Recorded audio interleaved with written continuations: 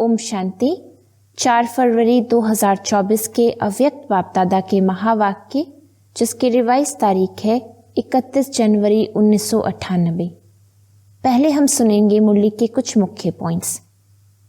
हर एक अपने जीवन के आदि से देखो कि हमारा भाग्य जन्मते ही कितना श्रेष्ठ है।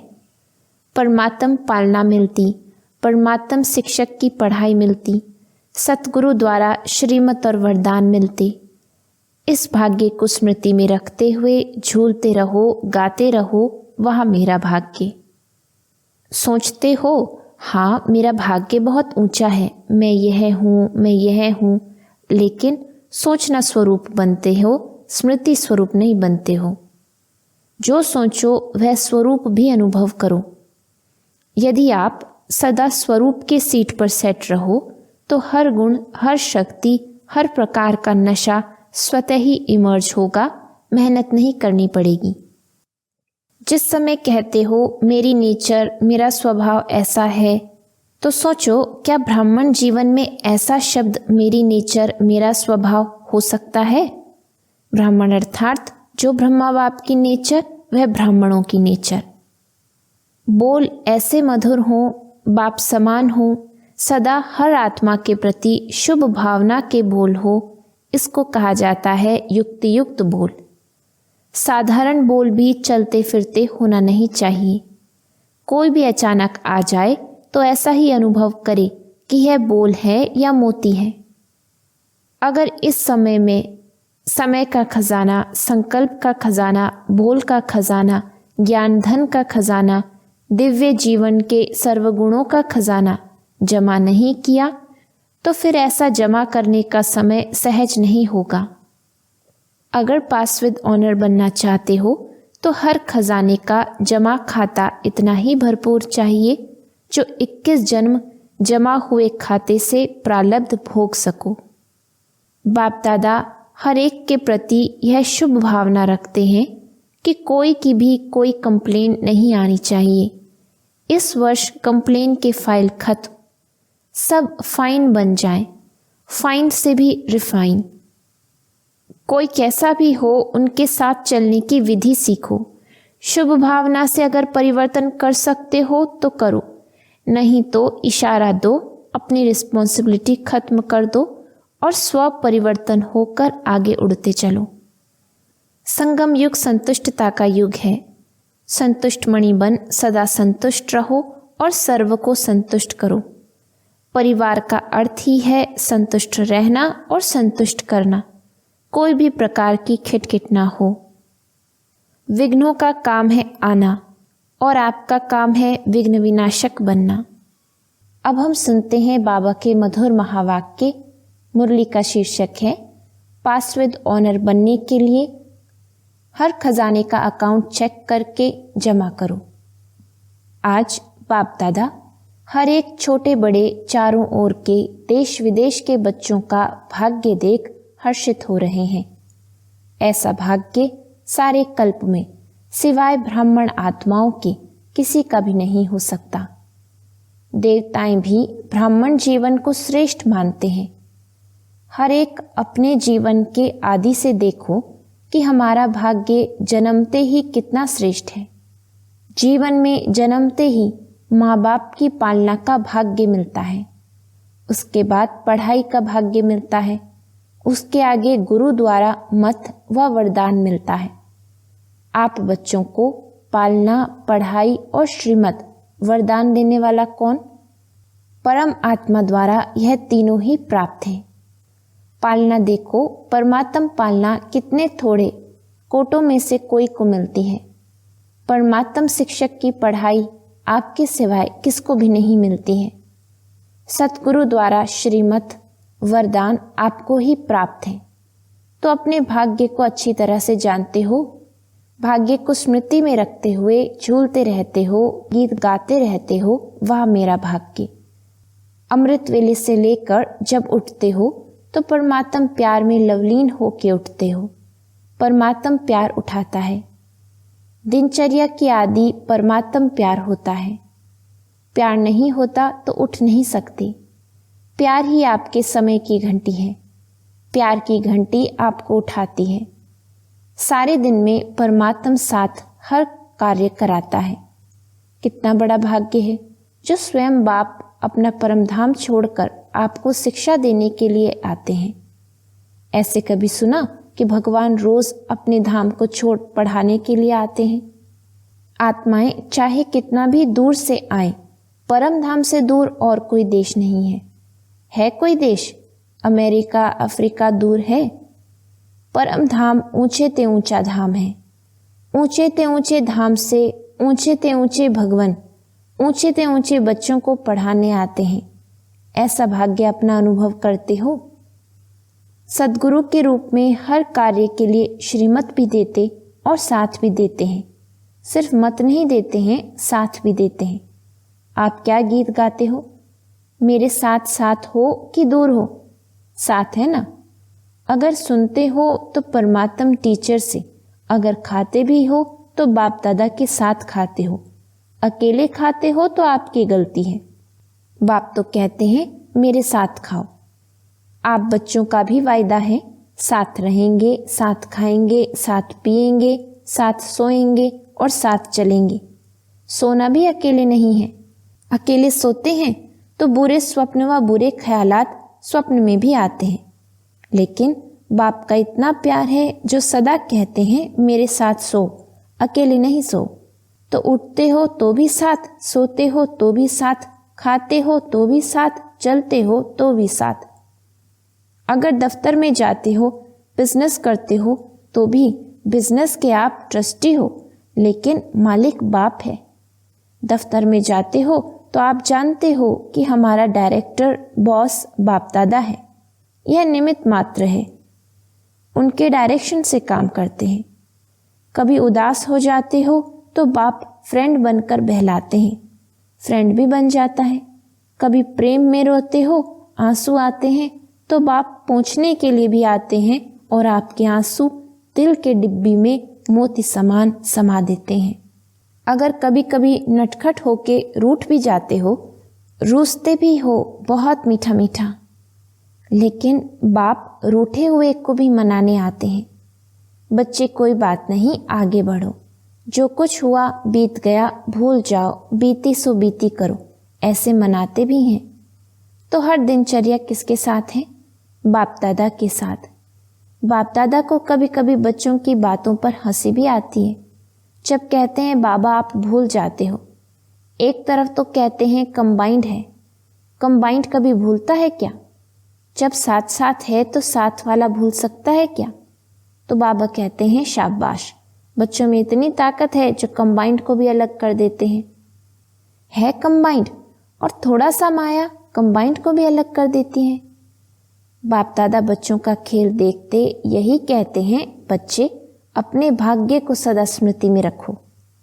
होता क्या है, सोचते हो हाँ मेरा भाग्य बहुत ऊंचा है, लेकिन सोचना स्वरूप बनते हो, स्मृति स्वरूप नहीं बनते हो। सोचते बहुत अच्छा हो, मैं तो यह हूँ, मैं तो यह हूँ, मैं तो यह हूँ, सुनाते भी बहुत अच्छा हो, लेकिन जो सोचते हो, जो कहते हो, उसका स्वरूप बन जाओ। स्वरूप बनने में कमी पड़ जाती है। हर बात का स्वरूप बन जाओ। जो सोचो वह स्वरूप भी अनुभव करो। सबसे बड़े ते बड़ा है अनुभवी मूर्त बनना। अनादि काल में जब परम धाम में है तो सोचना स्वरूप नहीं है, स्मृति स्वरूप है। मैं आत्मा हूँ, मैं आत्मा हूँ, यह भी सोचने का नहीं है, स्वरूप ही है। आदि काल में भी इस समय के पुरुषार्थ का प्रारब्ध स्वरूप है। सोचना नहीं पड़ता मैं देवता हूँ, मैं देवता हूँ, स्वरूप है। तो जब अनादिकाल आदि काल में स्वरूप है तो अब भी अंत में स्वरूप बनो। स्वरूप बनने से अपने गुण शक्तियाँ स्वतः ही इमर्ज होते हैं। जैसे कोई भी ऑक्यूपेशन वाले जब अपनी सीट पर सेट होते हैं तो वह ऑक्यूपेशन के गुण कर्तव्य ऑटोमेटिक इमर्ज होते हैं। ऐसे आप सदा स्वरूप के सीट पर सेट रहो तो हर गुण, हर शक्ति, हर प्रकार का नशा स्वतः ही इमर्ज होगा। मेहनत नहीं करनी पड़ेगी। इसको कहा जाता है ब्राह्मणपन की नेचुरल नेचर। जिसमें और सब अनेक जन्मों की नेचर्स समाप्त हो जाती हैं। ब्राह्मण जीवन की नेचुरल नेचर है ही गुण स्वरूप, सर्वशक्ति स्वरूप, और जो भी पुरानी नेचर्स हैं वह ब्राह्मण जीवन की नेचर्स नहीं है। कहते ऐसे हो कि मेरी नेचर ऐसी है, लेकिन कौन बोलता है मेरी नेचर? ब्राह्मण व क्षत्रिय व पास्ट जन्म की स्मृति स्वरूप आत्मा बोलती है। ब्राह्मणों की नेचर जो ब्रह्मा बाप की नेचर, वह ब्राह्मणों की नेचर। तो सोचो, जिस समय कहते हो मेरी नेचर, मेरा स्वभाव ऐसा है, क्या ब्राह्मण जीवन में ऐसा शब्द मेरी नेचर, मेरा स्वभाव हो सकता है? अगर अब तक मिटा रहे हो और पास्ट की नेचर इमर्ज हो जाती है तो समझना चाहिए इस समय मैं ब्राह्मण नहीं हूँ, क्षत्रिय हूँ, युद्ध कर रहा हूँ मिटाने की। तो क्या कभी ब्राह्मण कभी क्षत्रिय बन जाते हो? कहलाते क्या हो? क्षत्रिय कुमार या ब्रह्मा कुमार? कौन हो? क्षत्रिय कुमार हो क्या? ब्रह्मा कुमार, ब्रह्मा कुमारियां, दूसरा नाम तो है ही नहीं। कोई को ऐसे बुलाते हो क्या कि हे क्षत्रिय कुमार आओ? ऐसे बोलते हो या अपने को कहते हो कि मैं ब्रह्मा कुमार नहीं हूं, मैं क्षत्रिय कुमार हूं? तो ब्राह्मण अर्थात जो ब्रह्मा बाप की नेचर, वह ब्राह्मणों की नेचर। यह शब्द अभी कभी नहीं बोलना, गलती से भी नहीं बोलना। ना सोचना क्या करूं, मेरी नेचर है, यह बहानेबाजी है। यह कहना भी अपने को छुड़ाने का बहाना है। नया जन्म हुआ, नए जन्म में पुरानी नेचर, पुराना स्वभाव कहाँ से इमर्ज होता है? तो पूरे मरे नहीं हैं, थोड़ा जिंदा हैं। थोड़ा मरे हैं क्या? ब्राह्मण जीवन अर्थात जो ब्रह्मा बाप का हर कदम है वह ब्राह्मणों का कदम हो। तो बाप दादा भाग्य को भी देख रहे हैं, और इतना श्रेष्ठ भाग्य, उस भाग्य के आगे यह बोल अच्छा नहीं होता। इस बार ये मुक्ति वर्ष मना रहे हो ना? क्या क्लास कराते हो? मुक्ति वर्ष है। तो मुक्ति वर्ष है या 99 में आना है? 98 का वर्ष मुक्ति वर्ष है? जो समझते हैं यही वर्ष मुक्ति वर्ष है वह हाथ हिलाओ। देखो, हाथ हिलाना बहुत सहज है। होता क्या है, वायुमंडल में बैठे हो ना, खुशी में झूम रहे हो तो हाथ हिला देते हो, लेकिन दिल से हाथ हिलाओ, प्रतिज्ञा करो, कुछ भी चला जाए लेकिन प्रतिज्ञा मुक्ति वर्ष की ना जाए। ऐसी पक्की प्रतिज्ञा है? देखो, संभाल के हाथ उठाओ। इस टीवी में आवे या ना आवे, बाप दादा के पास तो आपका चित्र निकल रहा है। तो ऐसे ऐसे कमजोर बोल से भी मुक्ति। बोल ऐसे मधुर हों, बाप समान हों, सदा हर आत्मा के प्रति शुभ भावना के बोल हों। इसको कहा जाता है युक्ति युक्त बोल। साधारण बोल भी चलते फिरते होना नहीं चाहिए। कोई भी अचानक आ जाए तो ऐसा ही अनुभव करे कि यह बोल हैं या मोती हैं। शुभ भावना के बोल हीरे मोती समान हैं, क्योंकि बाप दादा ने कई बार यह इशारा दे दिया है कि समय प्रमाण, अभी थोड़ा सा समय है सर्व खजाने जमा करने का। अगर इस समय में समय का खजाना, संकल्प का खजाना, बोल का खजाना, ज्ञान धन का खजाना, योग की शक्तियों का खजाना, दिव्य जीवन के सर्व गुणों का खजाना जमा नहीं किया तो फिर ऐसा जमा करने का समय मिलना सहज नहीं होगा। सारे दिन में अपने इन एक एक खजाने का अकाउंट चेक करो। जैसे स्थूल धन का अकाउंट चेक करते हो ना, इतना जमा है, ऐसे हर खजाने का अकाउंट जमा करो, चेक करो। सर्व खजाने चाहिए। अगर पास विद ऑनर बनने चाहते हो तो हर खजाने का जमा खाता इतना ही भरपूर चाहिए जो 21 जन्म जमा हुए खाते से प्रारब्ध भोग सको। अभी समय के टू लेट की घंटी नहीं बजी है, लेकिन बजने वाली है। दिन और डेट नहीं बताएंगे, अचानक ही आउट होगा टू लेट। फिर क्या करेंगे? उस समय जमा करेंगे? कितना भी चाहो समय नहीं मिलेगा। इसलिए बाप दादा कई बार इशारा दे रहा है, जमा करो, जमा करो, क्योंकि आपका अभी भी टाइटल है सर्वशक्तिमान। शक्तिवान नहीं है, सर्वशक्तिमान। भविष्य में भी है सर्वगुण संपन्न, सिर्फ गुण संपन्न नहीं है। यह सब खजाने जमा करना अर्थात गुण और शक्तियां जमा हो रही हैं। एक एक खजाने का गुण और शक्ति से संबंध है। जैसे साधारण बोल नहीं तो मधुर भाषी यह गुण है, ऐसे हर एक खजाने का कनेक्शन है। बाप दादा का बच्चों से प्यार है, इसलिए फिर भी बार बार इशारा दे रहे हैं, क्योंकि आज की सभा में सब वैरायटी हैं। छोटे बच्चे भी हैं, टीचर्स भी हैं, क्योंकि टीचर्स ही तो समर्पण हुई हैं। कुमारियां भी हैं, प्रवृत्ति वाले भी हैं, सब वैरायटी हैं। अच्छा है, सभी को चांस दिया है, यह बहुत अच्छा है। बच्चों की तो काफ़ी समय से अर्जी थी ना बच्चे, हमको मिलने का चांस कब मिलेगा? तो अच्छा हुआ, सर्व वैरायटी गुलदस्ता बाप के सामने है। अच्छा, बाप दादा की सारे विश्व की निमित्त टीचर्स के प्रति एक शुभ भावना है कि यह वर्ष कोई की भी कोई कंप्लेंट नहीं आनी चाहिए, कंप्लेंट के फाइल खत्म हो जाए। बाप दादा के पास अभी तक बहुत फाइल हैं, तो इस वर्ष कंप्लेंट के फाइल खत्म, सब फाइन बन जाएं। फाइन से भी रिफाइन पसंद है ना? कोई कैसा भी हो, उनके साथ चलने की विधि सीखो। कोई क्या भी करता हो, बार बार विघ्न रूप बन सामने आता हो, लेकिन यह विघ्नों में समय लगाना, आखिर यह भी कब तक? इसका भी समाप्ति समारोह तो होना है ना। तो दूसरे को नहीं देखना, यह ऐसे करता है, मुझे क्या करना है? अगर वह पहाड़ है तो मुझे किनारा करना है, पहाड़ नहीं हटना है। यह बदले तो हम बदले, यह है पहाड़ हटे तो मैं आगे बढ़ूं। ना पहाड़ हटेगा, ना आप मंजिल पर पहुंच सकेंगे।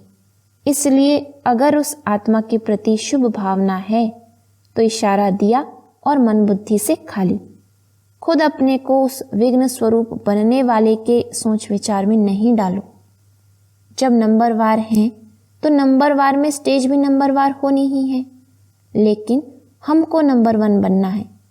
ऐसे विघ्न व व्यर्थ संकल्प चलाने वाली आत्माओं के प्रति स्वयं परिवर्तन होकर उनके प्रति शुभ भावना रखते चलो।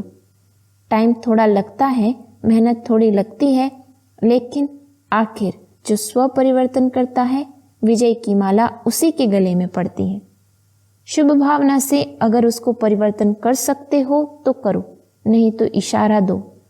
अपनी रिस्पॉन्सिबिलिटी खत्म कर दो और स्व परिवर्तन कर आगे उड़ते चलो। यह विघ्न रूप भी सोने का लगाव का धागा है, यह भी उड़ने नहीं देगा। यह बहुत महीन और बहुत सत्यता के पर्दे का धागा है।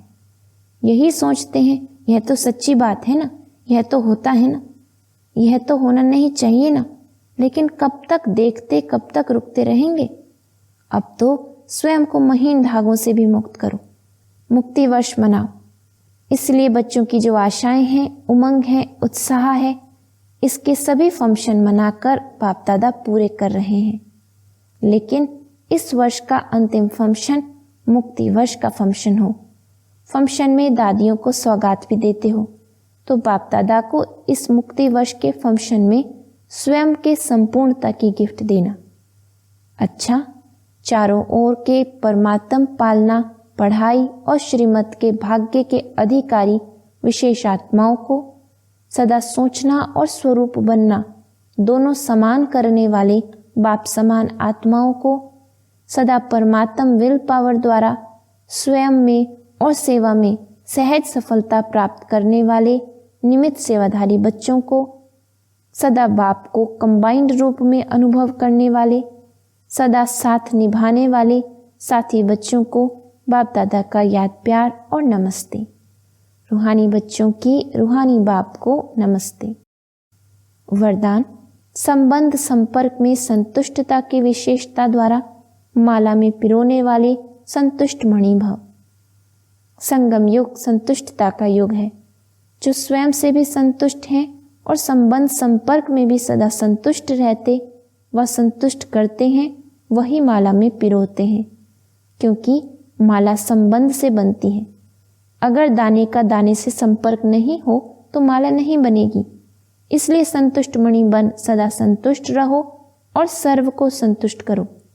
परिवार का अर्थ ही है संतुष्ट रहना और संतुष्ट करना, कोई भी प्रकार की खिटखिट ना हो। स्लोगन: विघ्नों का काम है आना और आपका काम है विघ्न विनाशक बनना। ओम शांति।